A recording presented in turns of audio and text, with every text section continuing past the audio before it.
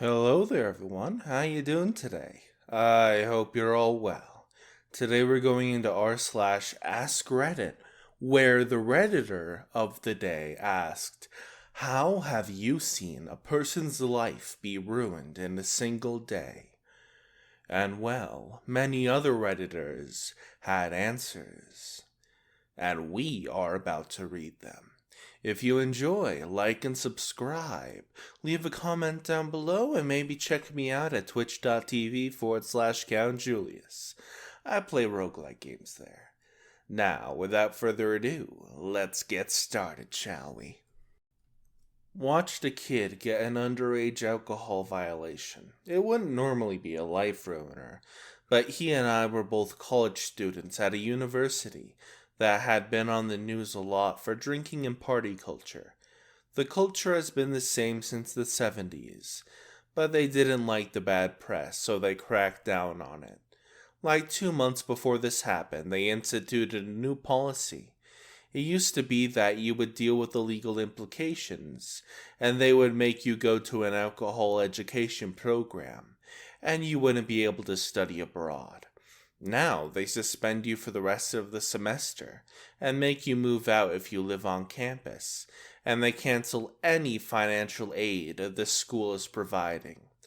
I don't know him well, but I do know that he, like me, had student loans on top of a generous financial aid package.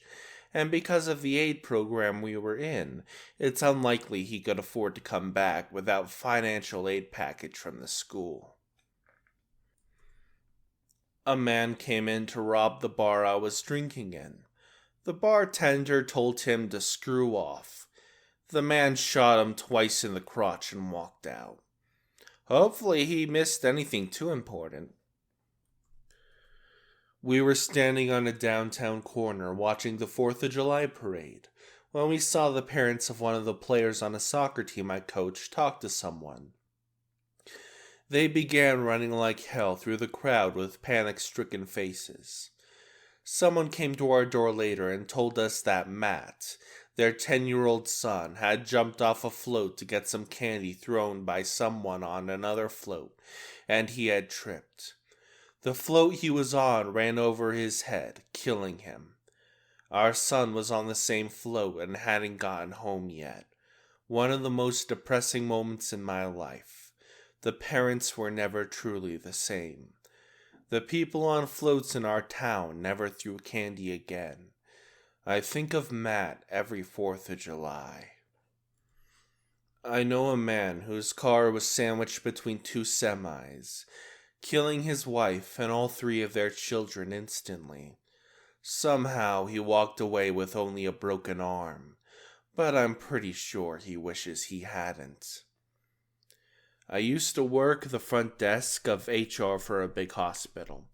There was a cute elderly gentleman who had been hired for the janitorial staff. I onboarded him and remembered how sweet, kind, and appreciative he was all the time. One day, a few months into his job, he came to the front desk and looked completely different. His light spirit was gone, and it had been replaced by something much darker. He had come in to set up a counseling appointment and proceeded to tell me why. He was on the job when he received a call that a patient had fallen and he needed to go to the spot to help clean it up. That was it. Of course, he didn't realize until he arrived to the scene that the patient had jumped to her death from the top of a 5-story garage building. He was the first person there, totally unprepared for the gruesome scene. No one had warned him of what he would find. No one thought that the poor janitor could have been spared from seeing that.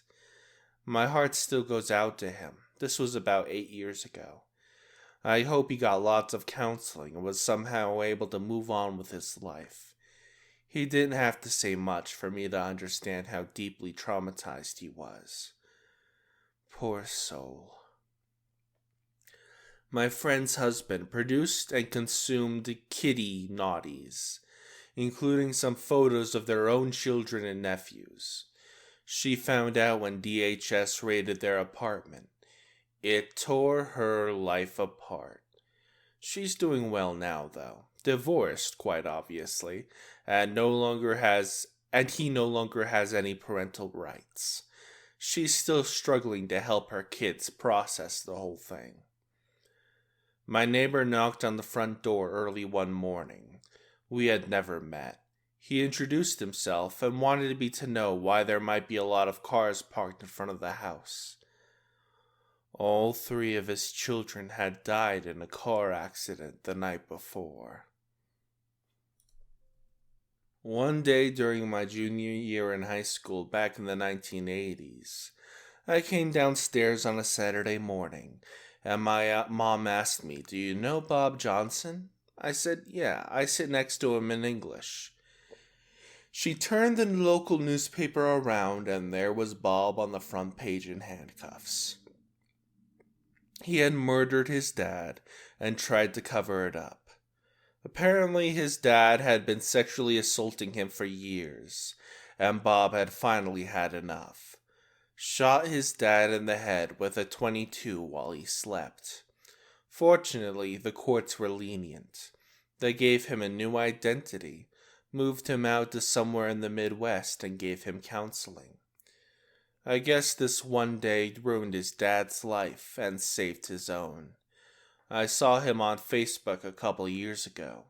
He's using his real name, is married with kids, and is working as a driver for one of the big parcel delivery services. I'm really glad his life turned out as normal as it could. A guy that I worked with asked to have Friday night off as he was going out of town. Turns out he went to go meet with an underage girl he met on Craigslist, and that actually ended up being a giant police sting. He was arrested for soliciting a minor. That was probably 6 years ago, and the last I heard, he's still locked up. When I was in EMT school, we were told about a paramedic student. The instructor was a paramedic as well, who observed a stabbing call. They arrive at the bar and see a dude with a knife in his abdomen. The medic student takes the lead and pulls the knife out. Something you never do, as I'm sure you know. Senior medic loses his freaking mind at the dumbass, asking him what the frick he was thinking. The student freaks out and, you guessed it, puts the freaking knife back in. The patient died as a result. The student lost any chance of having a good job, not even just an EMS, and was charged with the death of the patient. Might have been manslaughter, I don't remember. His entire life was ruined because he freaked out and made a mistake on call. Not a rookie mistake or a common slip-up, but in about half a minute he ruined his life. My family.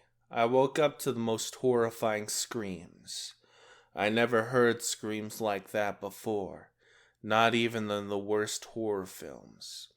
It was my mother after being told Dad had crashed his bike on the way back to base. I still have nightmares about them, and still break down about my father. It's been 15 years, but the man was my best friend and a great dad. A girl in my class got caught with a thermos full of vodka, and when the teacher got her, she got sent to the principal's office. Well, when the principal asked her why she was drinking, the girl said that she had been sleeping with the school resource officer. Dude was a cop stationed at the school, having naughties with a 10th grader. Got dragged out of the school by officers that worked alongside him. At the court hearing, they found out he was having naughties with 2 more girls at the school. His wife and 2 kids were in the courtroom to support him, because he told them he was innocent. That kinda caved when one of the girls had a video of the 2 of them having naughties. Oh, God. When I was like 9 or something, a boy from my class offed his mother before she committed unalives. I saw it on the news that night, only to learn it was him the next morning. We all got sat down in like 4th grade, that's about age 9 to 10 here, and told to be extra nice to one boy who was returning to school after being gone. I later found out that his dad had offed his mother and himself in front of the boy. I have no idea how you come back from that, even if the other kids are nice for a few days. But kudos to our school for trying, at least. When I was 9, I got called to the kitchen by my mom one night. She asked me when the last time I spoke to my father was. They were divorced, but still close. I told her it had been a few days. Last I saw him was when he dropped me off at soccer practice a few days earlier. She then told me he might be missing. For some reason, I knew exactly what that meant. I went to my room and cried until I fell asleep. I didn't go to school for a week or so. When I returned, the entire class had made these weird arm things made from construction paper, meant to signify hugs or whatever. I'm guessing my teacher told the class. My life hasn't been the same ever since. I'm 25 now and I still cry about it. I'd say that it's had lasting effects. I have a normal life, do normal things, but there's something about having someone you love ripped from your life and never knowing why or how. It's been about 14 years and nobody knows where, why, how, or who. Was at a wedding where the groom got so drunk he started forcefully making out with the guest on the dance floor. That's a big party for a quick annulment. Watched a mom and her kid on a boat escorted by law enforcement back to the dock. Her boyfriend had gone swimming off the boat. The wind pushed the vessel away from him. She didn't know anything about how to turn it on to move it closer. It kept getting farther. He kept swimming harder. He eventually slipped under and was recovered 80 feet down a few days later. I'll never forget the look on her face. Never. He was a 28-year-old airman, peak health. Wear a life jacket, people. You're not stronger than Mother Nature. And don't leave a boat without someone who can drive it safely. When I was a kid, I lived in an apartment complex. One of the families had 3 young kids. One day, the parents needed to run some errands, so they hired a babysitter to watch the kids. The babysitter fell asleep and one of the kids started playing with some matches. The parents came home to a huge billowing cloud of smoke and fire coming from the windows. All 3 kids and the babysitter died. They were only gone for about an hour. I didn't know my biological father. He remarried after my mother dumped him and had 3 kids with his new wife. When the oldest was 12, bio dad and wife left her in charge and went out to the movies or something. They came back to the house in flames and 3 dead daughters. When I finally met him decades later, he told me that they smelled gas in the house that morning, but didn't do anything about it, so he had to live with that. Mine, when a non-curable rare progressive brain disease was diagnosed. I am now 51 years old, in the final phases of my life, and my 52nd birthday will probably be my last. Not my personal experience, but a national news story. A van full of college students got into an accident, and most of them died, but one girl survived with major injuries. She had facial trauma and was hospitalized for weeks. She kept repeating another girl's name as she was recovering. Turns out she was saying her own name. She and another similarly built, same hair, and eye-colored female passenger were mistakenly identified for each other in the aftermath of the crash. Her family had a funeral for her, and the other girl's family were the ones at the bedside before the misidentification was realized. I cannot even imagine the suffering of thinking your daughter was alive for weeks and then learning she'd been dead all along, or having a funeral for a child who was actually alive and you didn't know.